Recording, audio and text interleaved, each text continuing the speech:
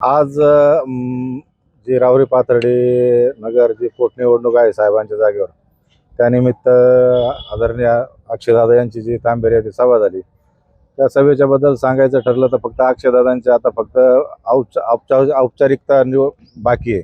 अक्षयदादा आजच मताधिक्याने 1 ते 1 लाखाच्या मताधिक्याने निवडून आलेले, फक्त आता थोडेसे औपचारिकता बाकी आहे.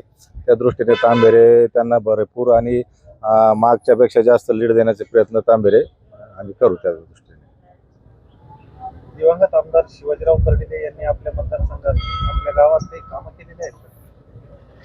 दिवंगत आमदार कर्डिले साहेब यांनी आमच्या तांबेरे गावात जेवढे कामं केले त्यांच्यापेक्षा इतर जास्त आमदार साहेब असतील, आमदार राधाकृष्ण विखे असतील किंवा सुजयदादा असतील, यांनी जेवढे कामं केले ते इतरत्र कधीही कोणी कामं केलेले नाही. तेवढे कामं निळवंड्यासाठी कामं केलेले आमदार साहेबांनी.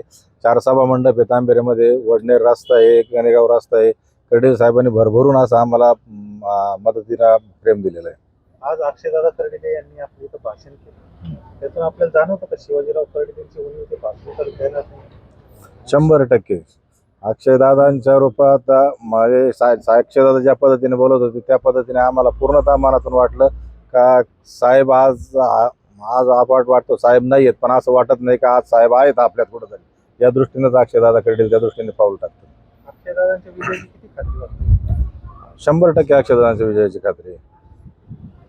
आणि कमीत कमी 1 लाख ते 1.5 लाख मताधिक्याने अक्षयदादा निवडून येतील अशी आम्हाला पूर्ण खात्री आहे.